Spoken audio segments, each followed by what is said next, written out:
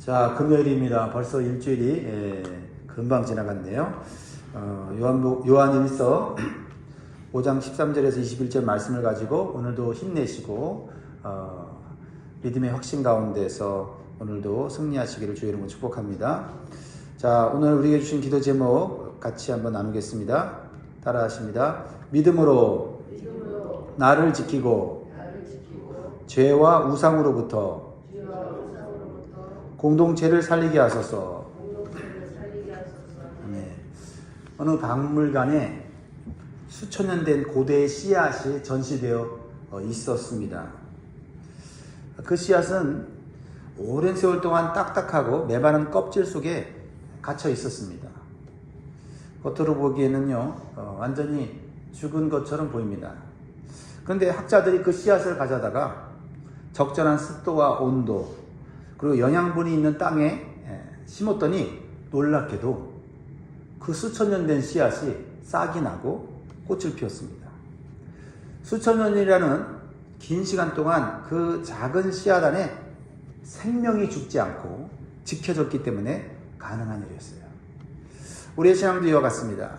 신앙생활은 단순히 외적인 종교 생활을 하는 것이 아니라 우리 안에 주어진 생명, 하늘의 생명을 끝까지 지켜내는 것이 중요합니다.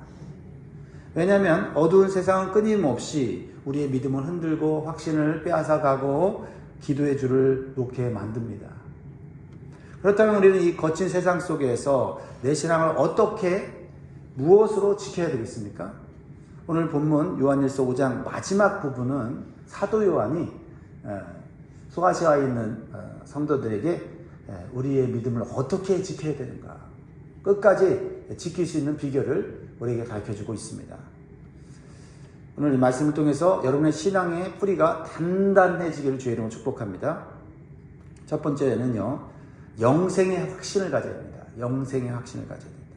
영생의 확신은 믿음을 흔들리지 않게 지켜줍니다.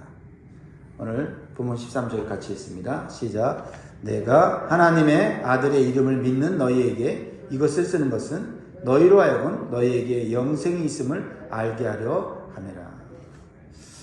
하나님의 아들 누구죠? 예수 그리스도. 예수 그리스도의 이름을 믿는 자에게 주어지는 것이 무엇이냐? 이게 신앙의 핵심이다라는 겁니다.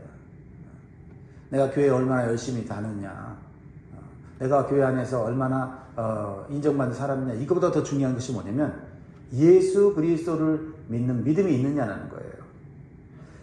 사도 요한은 이 편지를 마무리하면서 기록 목적을 분명하게 하고 있습니다.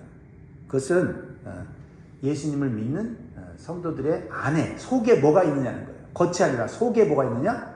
바로 영생이 있다고 가르쳐 주려고 하는 것입니다.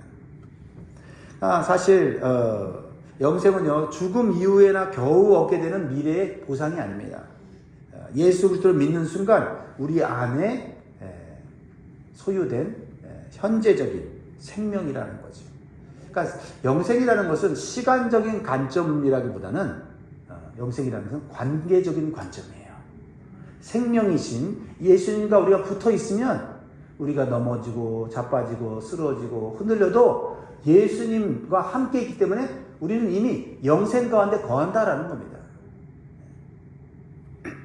많은 성도가 신앙생활을 하면서도 마음속 깊은 곳에 불안을 떨치지 못합니다. 내가 정말 구원받았을까? 실수하면 버림받지 않을까? 하는 의구심이 들 수가 있습니다. 그러나 사도 요한은 분명하게 가르쳐주고 있습니다. 하나님의 아들의 이름을 믿는 자에게는 이미 영생이 있다. 이 확신은 내 감정이나 믿음의 크기에 근거하지 않고 오직 변치 않는 예수 그리스도의 약속에 근거하는 거예요. 마음이 불안할 때도, 자신이 없을 때도 나에게 영생이 있는 게 아니라 내 믿음이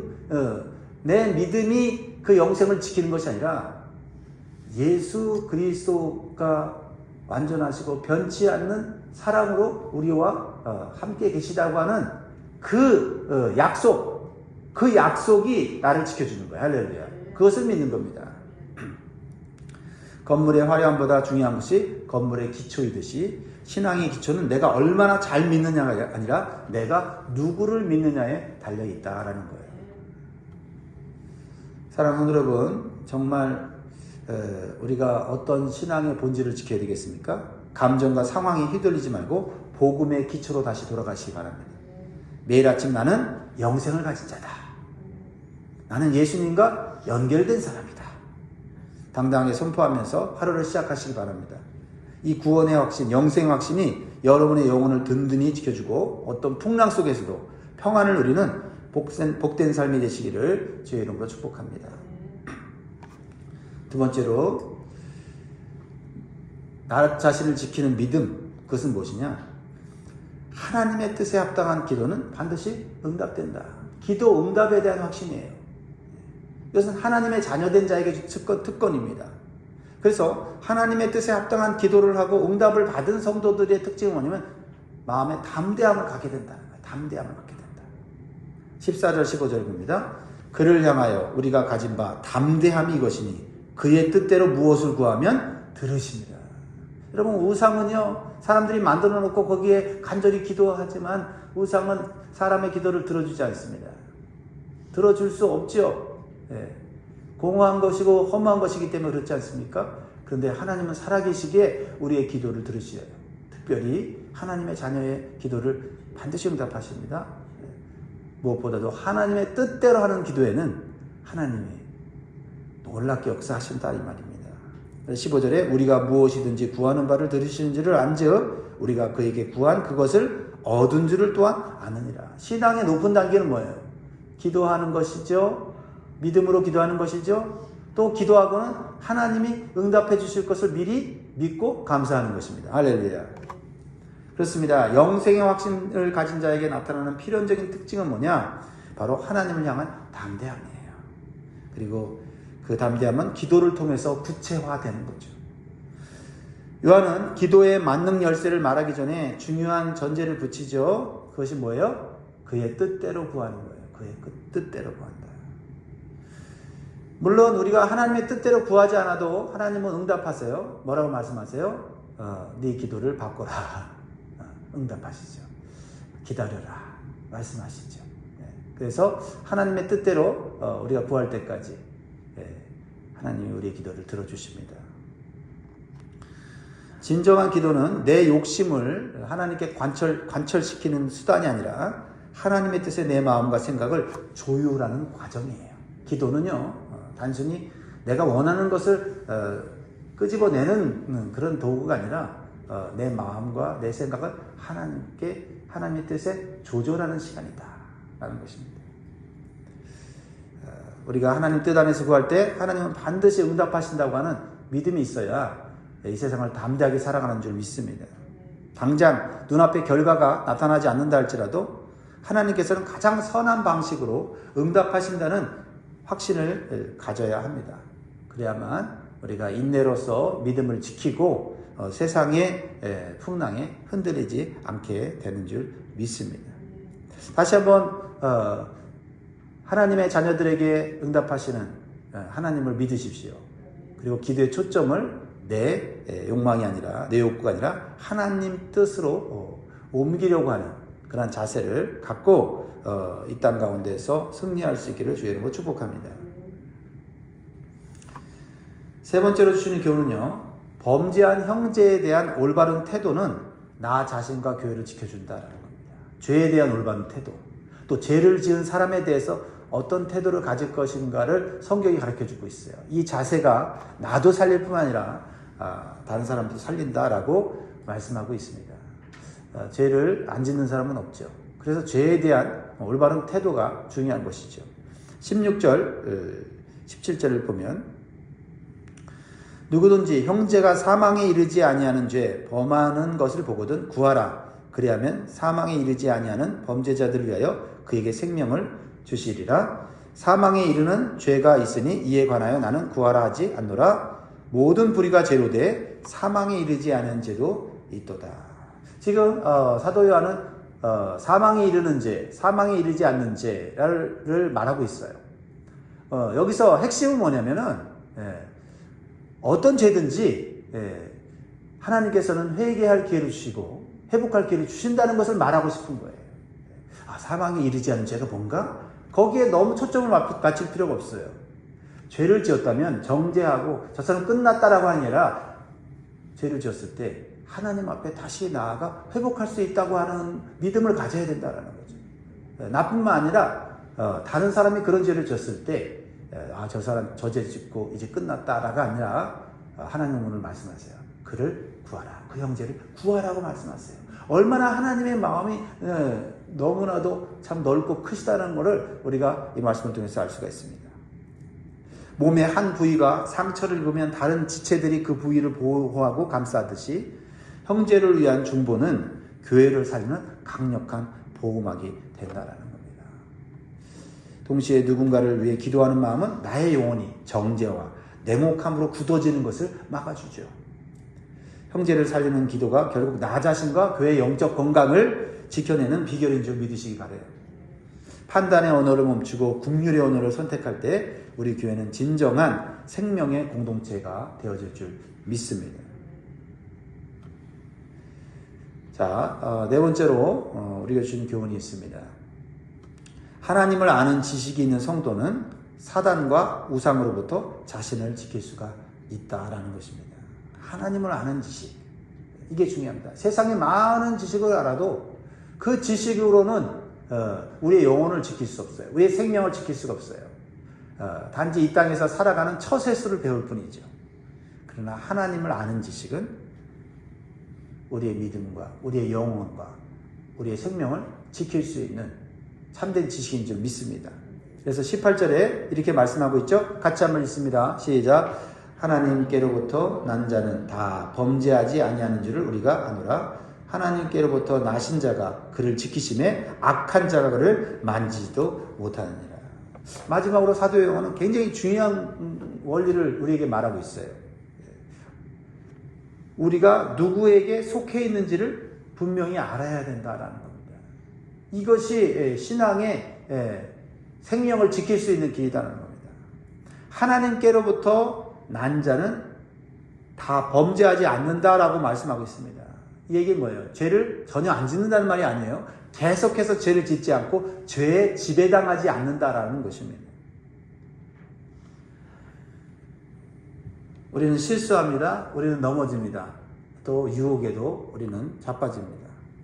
그러나 우리가 하나님께 속해 있고 예수 그리스도를 통해서 거듭난 자라고 하는 분명한 소속이 있을 때 우리는 다시 죄로부터 해방되는, 자유하게 되는 은총을 받게 된다라는 것이에요.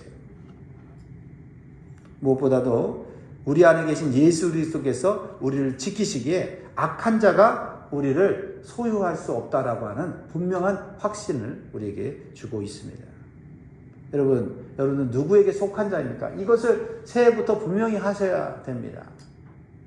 교회에 속한 자도 실수하고 교회에 속하지 않은 세상 사람들도 실수합니다.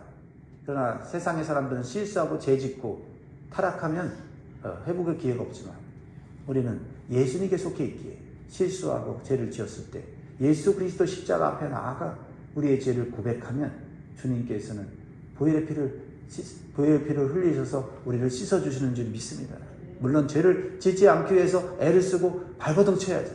그러나 죄를 지었을 때라도 우리는 절망하는 존재가 아니라 그 죄를 사하시는 예수 그리스도를 바라봐야 됩니다.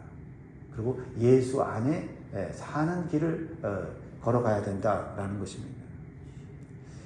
여러분, 누구에 속했느냐, 이게 너무 중요합니다. 이것을 소속을 분명히 하세요. 그래서 옛날에 많은 분들이 그런 얘기를 했죠. 한 발은 세상에, 한 발은 교회에 두고 신앙생활 하지 말라라고 조언을 많이 하지 않았습니까? 그게 어려서부터 들었는데 그게 무슨 말인지를 점점 인생을 살다 보니까 깨달아져요. 그게 이해도 되고요. 한 발은 세상에, 한 발은 교회. 그렇게 하기 쉽다. 그렇게 신앙생활하는 것이 편하다라는 걸 알아요. 그러나 때로는 분명하게 선을 긋고 소속을 분명히 해야 될 때가 있다라는 것이죠. 19절, 20절을 같이 읽습니다. 시작. 또 아는 것은 우리는 하나님께 속하고 온 세상은 악한 자 안에 처한 것이며 또 아는 것은 하나님의 아들이 이르러 우리에게 지각을 주사 우리로 참된 자를 알게 하신 것과 또한 우리가 참된 자 곧 그의 아들 예수 그리스도 안에 있는 것이니 그는 참 하나님이시요 영생이시라. 여러분, 우리가 살아가면서 중요한 많은 순간들이 있죠. 그렇죠? 자녀들은 이제 고등학교를 졸업하고 대학에 가거나 직장을 선택할 때, 또 배우자를 선택할 때, 그렇죠? 자녀를 낳고 양육하면서 또 새로운 어떤 인생을 또 살아가게 될 때, 이 인생의 노년에 또 여러 가지 많은 일이 우리에게 펼쳐지지만 가장 중요한 순간은 뭐예요? 죽음 앞에 섰을 때 내가 누구에게 소속되어 있느냐, 그동안 얼마나 화려한 인생, 얼마나 힘 있는 인생을 살았느냐는 죽음 앞에서는 큰 의미가 없어요. 내가 어디에 소속되어 있느냐에 따라서 영생을 얻느냐 얻지 못하느냐가 중요한 것이지요. 그렇다고 한다면 아직 젊었을 때, 건강이 있을 때, 또 내가 마음껏 내 재능과 은사를 펼치고 있을 때라도 우리는 미리 생각할 줄 알아요. 뭐예요? 내가 지금 누구에게 속해서 지금 살아가고 있는가? 누구에게 속해서 내가 충성하고 있는가?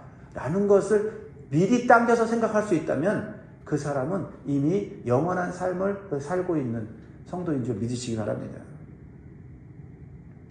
예수님께 속해 있고 하나님께 속해 있다면 결코 악한 자, 사단이 우리의 생명을 빼앗을 수 없다라는 겁니다. 가난해도, 세상적으로 그게 대단한 존재가 아니어도 하나님이 주신 생명, 예수 그리스도가 주신 생명을 빼앗게 하시면 우리에게는 영원한 삶이 우리 앞에 펼쳐져 있다라는 것입니다. 그러므로 우리는 하나님이 주신 영적 지각을 사용해서 우리는 우리의 삶의 옳고 그름을 분별할 수 있어야 된다는 거예요.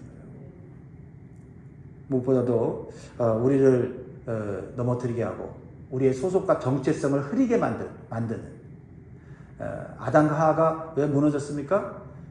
하나님께 속해 있다고 하는 것을 순간적으로 잊어버리게 만드는 마귀의 유혹에 빠진 거죠.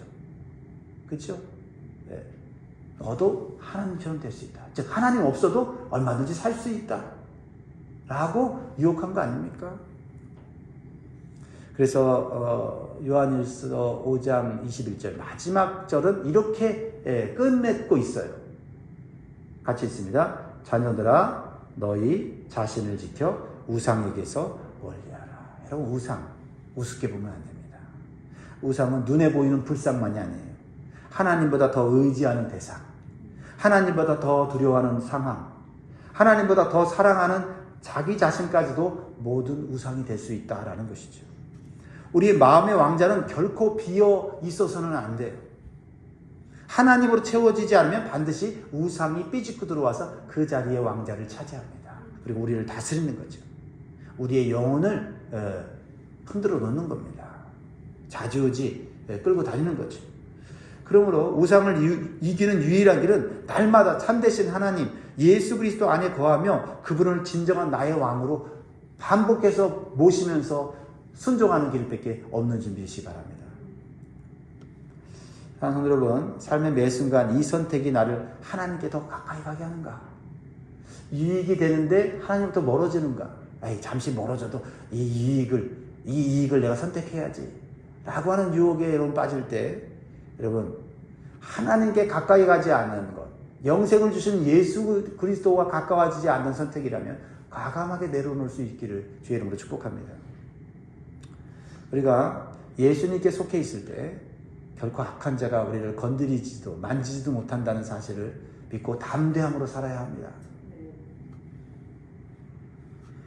무엇보다도 우리 안에 영생을 주시고 우리와 함께 거하시는 예수 그리스도를 나의 주님으로 날마다 선포하면서 그 주님과 함께 동행하는 삶을 살아야 될 줄 믿습니다. 사랑하는 여러분, 요한 1서는 오늘 우리에게 믿음으로 나 자신을 지키는 길을 분명하게 가르쳐 주었습니다. 구원과 영생의 확신으로 기초를 다지고 기도로 하나님의 뜻을 구하며 사랑의 중보로 공동체를 지키고 참 하나님을 모심으로 우상을 멀리하는 삶을 살아야 되겠습니다. 한순간의 뜨거운 열정과 열심보다는 끝까지 주님의 손을 놓지 않는 믿음으로 승리해야 될 줄 믿습니다.